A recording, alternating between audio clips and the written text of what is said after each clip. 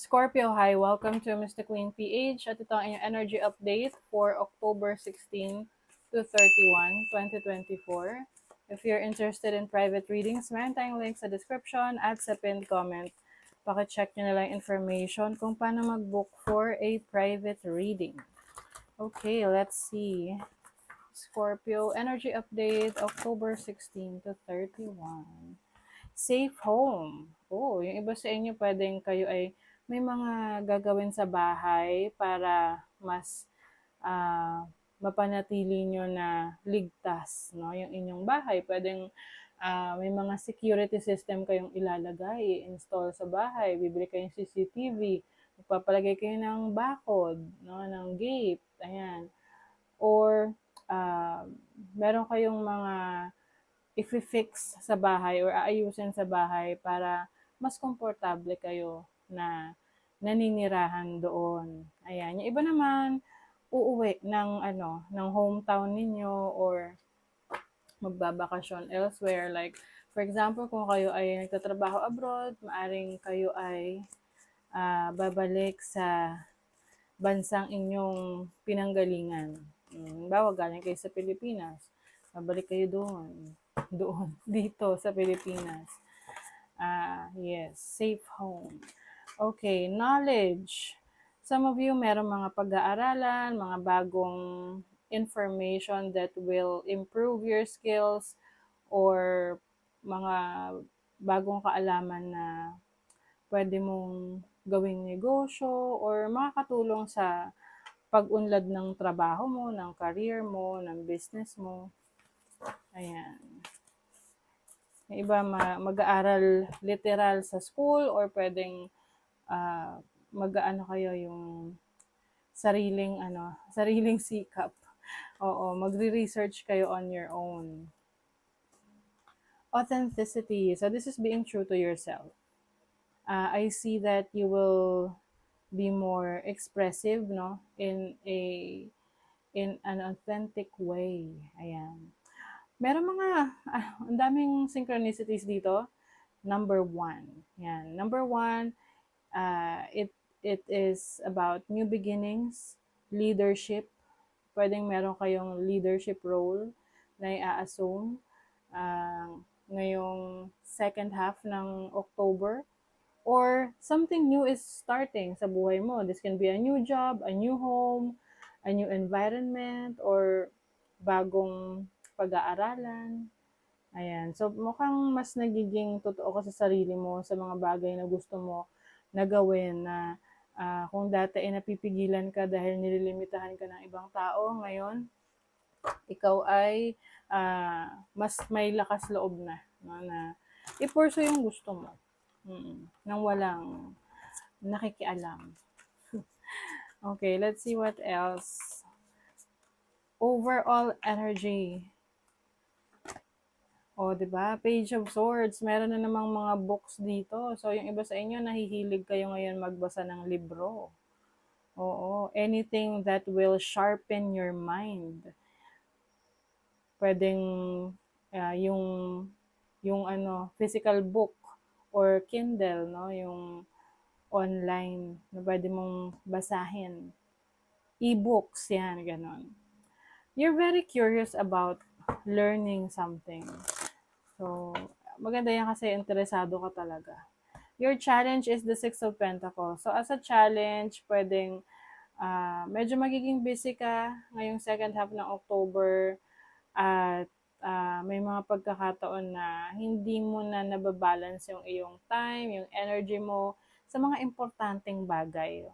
Oo, kasi nga pala, sa later part ng October, it's Scorpio season na.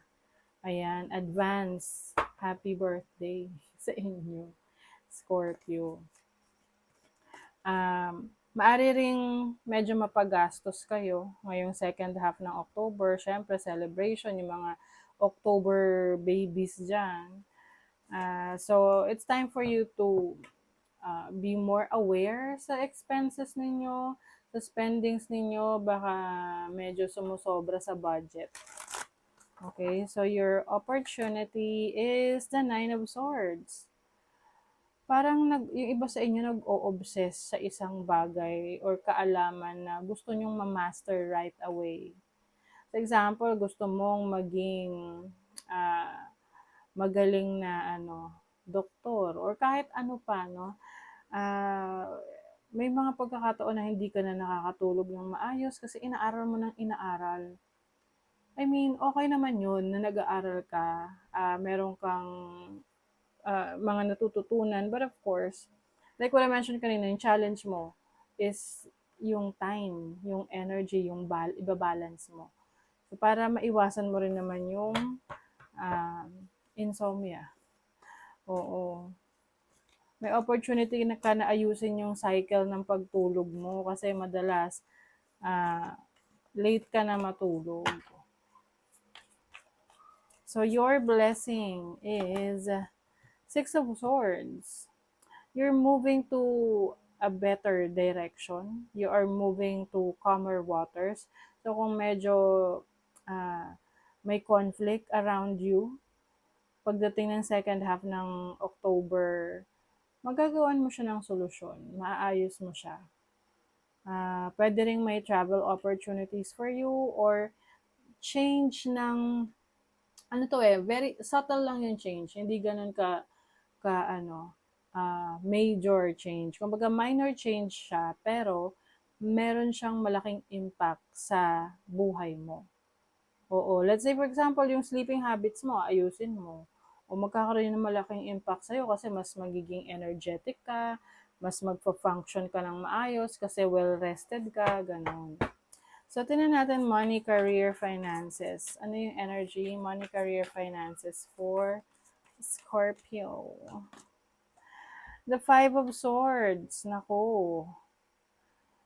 Mag-ingat sa mga pagkakatiwalaan nyo sa pera, sa investments, sa workplace, kasi maaring meron sumabotahe sa inyo or mag-take advantage sa inyo. Meron ditong someone's very competitive. Pwede rin naman tong energy mo to na tipong hindi mo ma-manage ng maayos yung finances mo. Kaya mas pag-aralan mo kung saan ka lang dapat gumastos, no? You have the Page of Wands. Yung iba sa inyo may opportunity to travel or to go to some places. Pwedeng for vacation, for adventure. Pwede rin meron kang itetest na creative endeavors, no? Pwedeng gagawin mo siyang negosyo, gagawin mo siyang bagong libangan na eventually this might bring money to you na pwede mong maging source of income. Sa love life, you have the Nine of Cups. Yung iba sa inyo masaya kayo sa love life nyo. Oo, fulfilled ang inyong love life. And if some of you merong plano of having a baby, so merong baby. I'm seeing baby coming in. Pwedeng sa family mo to, pwedeng ikaw or yung partner mo. I also see you feeling so inspired because you are being loved by your partner. Kung single ka naman, meron ditong admirer na kumbaga parang nagiging inspiration ka at pwede rin maging inspirasyon mo tong taong to. Kung feeling ko gusto mo rin to eh. O, di ba? Love, deep affection, and caring. So, you will experience love, deep affection. So, malalim na pagpapakita ng pagmamahal, pag-aaruga, no? Galing sa tao na mahal mo. Owl, good advice from a wise person. So, makaka-receive ka ng magandang advice galing sa isang tao na marami na siyang experiences sa buhay na pwede niyang ma-share sa'yo, na makakatulong sa'yo sa decision mo at magpapalawak ng iyong perspective in life. For parting of the ways in either romance or business. So, yung iba sa inyo, pwedeng meron kayong business or business partnership, no? Pwede ring friendship or for some of you, romantic relationship na may hiwalayan, separation. Pero yung iba sa inyo in love, okay? So kung hindi kayo in love at medyo magulo yung situation nyo, there's a possibility na magkaroon ng separation. Okay, let's see what else. Oh, empowered na empowered kayo ngayong second half ng October.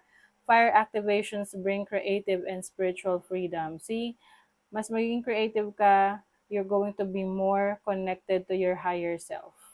Phoenix and yung rising from the ashes. So I feel like there's a certain surge of confidence to start all over again kasi maraming new beginning sa inyo. Okay? That is your reading, Scorpio. Thank you so much. Bye.